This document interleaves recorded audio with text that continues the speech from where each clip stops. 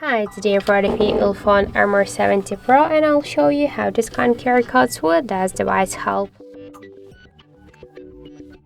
So open first the control panel and we should find now the scanner QR code scanner option. Just tap on this option and now we should place our QR code inside of this frame.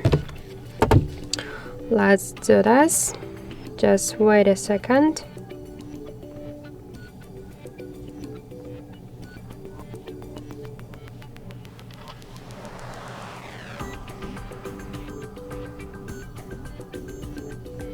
Okay, and after that you'll see here the link. This is the Wikipedia article. You can copy it, share with someone or edit. That's it. Thank you for watching, and if you find this video helpful, leave thumbs up and subscribe our channel.